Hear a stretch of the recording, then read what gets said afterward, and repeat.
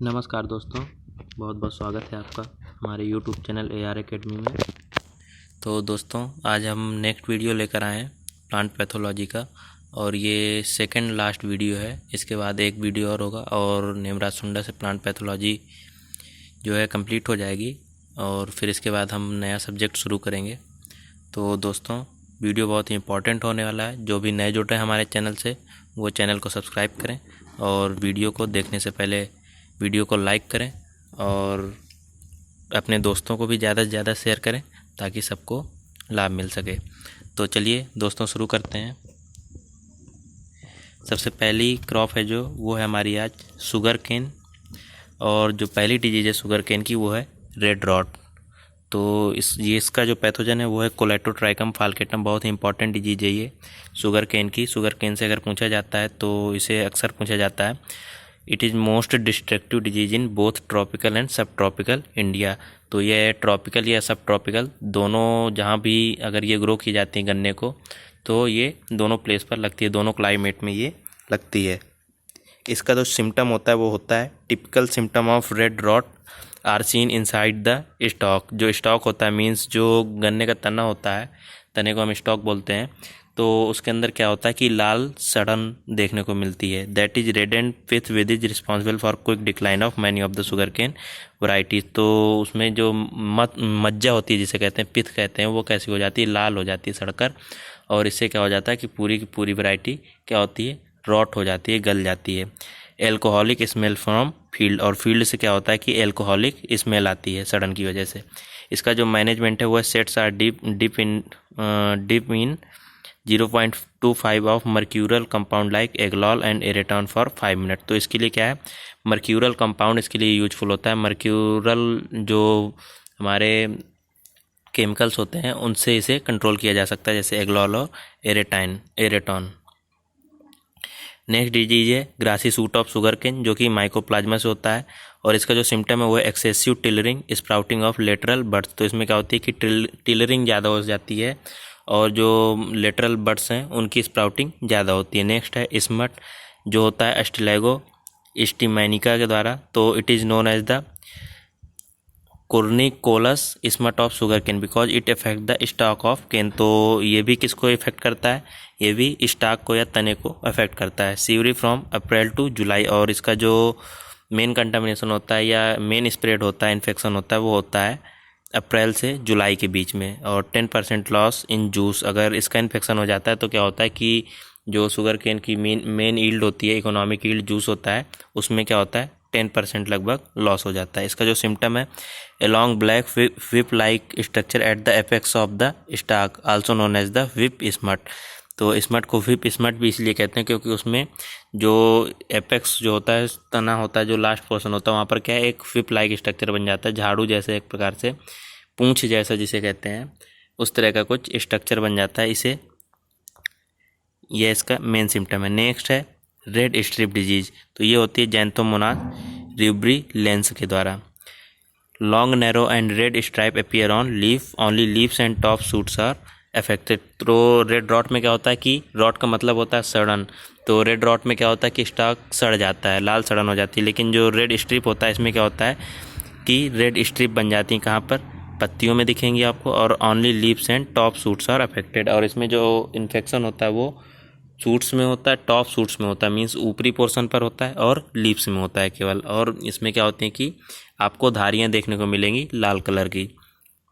Next disease है वो है RSD, ratoon stunt disease of sugar cane. ये इंपॉर्टेंट डिजीज है, ratoon stunting disease of sugar cane, जो कि होता है क्लेवीबैक्टर जाइली के द्वारा। इसका पैथोजन अक्सर पूछा जाता है, तो इसका जो पैथोजन है वो है Clavibacter xyli. It is called ratoon stunting because the disease is more severe on ratoon crop than on plant cane crop. तो इसे रैटून स्टंटिंग डिजीज कहते हैं क्योंकि ये रैटून क्रॉप में ज़्यादा देखने को मिलती है, ज़्यादा डोमिनेंट होती है। रैटून का मतलब होता है जैसे एक बार हमने गन्ने की फसल ले ली, फिर वही फसल जो जब हमने उसको कटाई की, उसकी हार्वेस्टिंग की, उसके बाद से जो नए स्टॉक निकलते हैं उसी फसल से, पुरानी कटाई से, वो हमारी रैटूनिंग कहलाती है। तो ये रैटून में डिजीज ज़्यादा होती है, इसलिए इसे कहते हैं ratoon stunt disease of sugar cane. Next है अदर डिजीजेज हैं कुछ। पहली है जैसे गमोसिस, तो ये होता है जैंथोमोनास वेस्क्यूलोरम के द्वारा। The fibrovascular becomes red. जो फाइब्रोवैस्कुलर सिस्टम होता है मीन्स जाइलम और फ्लोएम का जो सिस्टम होता है वैस्कुलर सिस्टम, वो क्या होता है, वैस्कुलर बंडल जो होते हैं रेड हो जाते हैं। नेक्स्ट है ग्रासी स्टन डिजीज। तो ग्रासी स्टन डिजीज किसके द्वारा होता है, माइकोप्लाज्मा के द्वारा होता है, और इसका जो वेक्टर है वो है राइस बीपीएस या ब्राउन प्लांट हॉपर। नेक्स्ट है सेट रॉट और पाइनएप्पल डिजीज।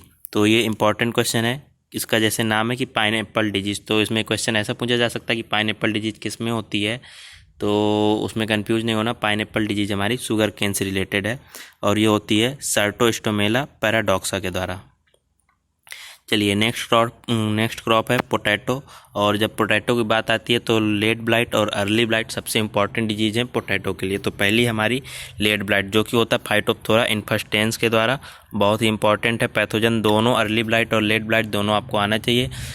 अगर पोटैटो से कोई डिजीज पूछी जाती है तो यही पूछी जाती है अक्सर, और इनके पैथोजन बहुत ही ज़्यादा पूछे जाते हैं। दोनों में कंफ्यूज नहीं होना। लेट ब्लाइट का जो पैथोजन होता है वो फाइटोप्थोरा इन्फेस्टेंस होता है, और अर्ली ब्लाइट का जो होता है वो अल्टरनेरिया सोलेनाई। तो इसके जो सिम्टम होते हैं, it is most destructive disease of potato and tomato also. तो ये सबसे ज़्यादा डिस्ट्रक्टिव डिजीज है किसकी, पोटैटो, साथ ही टोमेटो की भी। Symptoms appear late in season. तो सिम्टम्स कैसे अपीयर होते हैं, लेट सीजन में अपीयर होते हैं एट द फ्लावरिंग स्टेज में। Bright brown spot on leaves.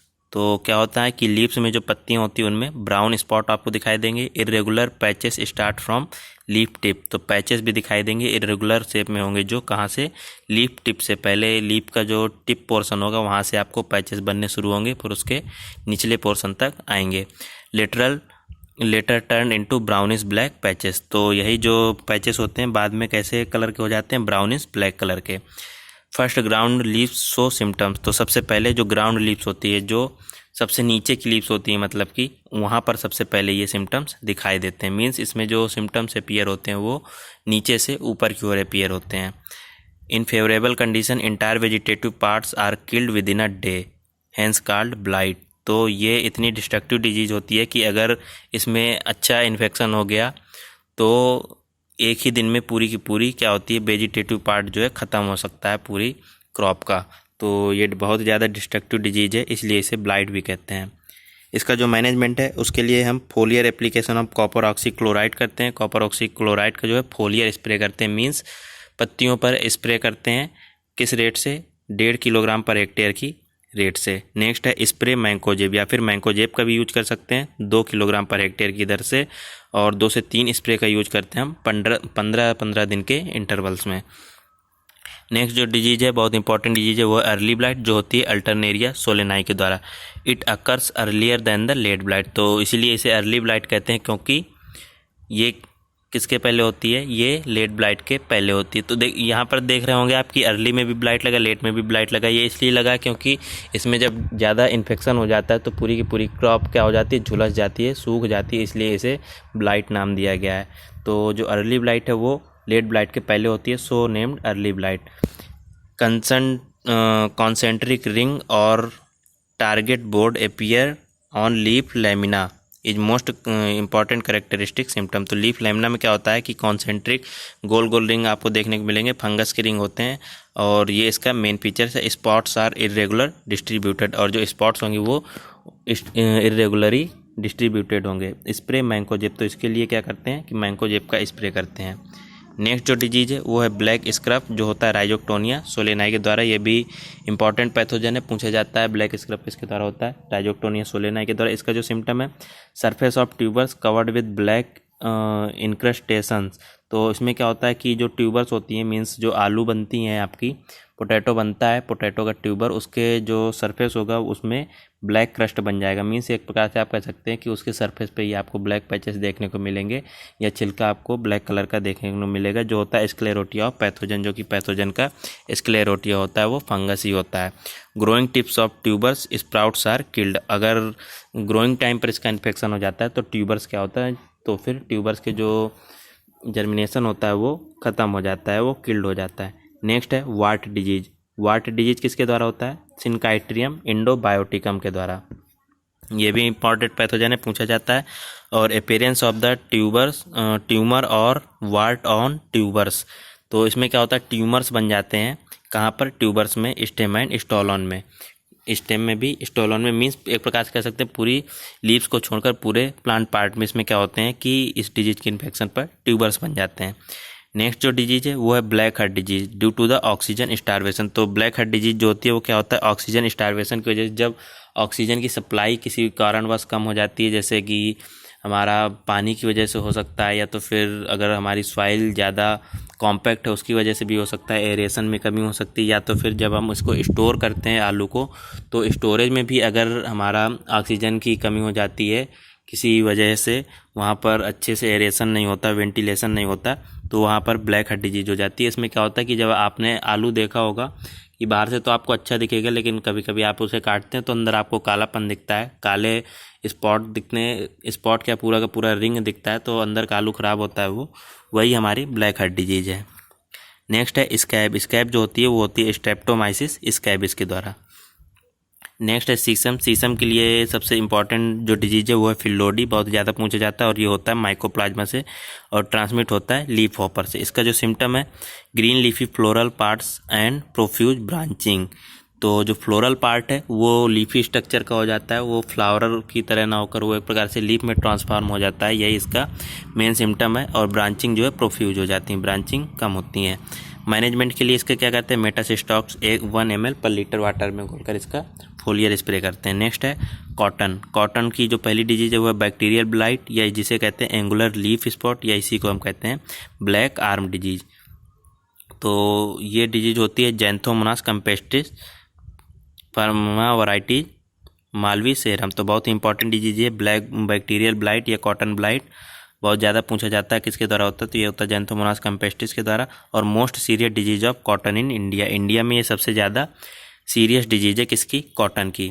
इसमें क्या होता है, angular and water soaked lesson on leaf and stem. तो लीफ और स्टेम में, पत्तियों में और तनों में एंगुलर और वाटर सोक्ड, एक प्रकार से वाटरी आपको फंगस के लेसन देखने को मिलेंगे। नेक्स्ट है on the stem developed peripheral cracks called black arm. तो स्टेम में क्या होता है कि पेरीफेरल क्रैक्स, आपको क्रैकिंग देखने को मिलेगी, जिसे हम ब्लैक आर्म कहते हैं, इसीलिए इस डिजीज को ब्लैक आर्म डिजीज भी कहते हैं। इसका जो मैनेजमेंट है वो करते हैं spray a mixer of streptocycline and copper oxychloride. तो इसमें क्या करते हैं, स्ट्रेप्टोसाइक्लिन और कॉपर ऑक्सीक्लोराइड का इस मिक्सचर यूज करते हैं। स्प्रे स्ट्रेप्टोसाइक्लिन 50 ग्राम और कॉपर ऑक्सीक्लोराइड 250 ग्राम के रेट से लेकर इसको मिक्सचर बनाते हैं। नेक्स्ट है सीड ट्रीटमेंट विद एग्रीमाइसिन, और सीड ट्रीटमेंट करते हैं किसके द्वारा, एग्रीमाइसिन के द्वारा।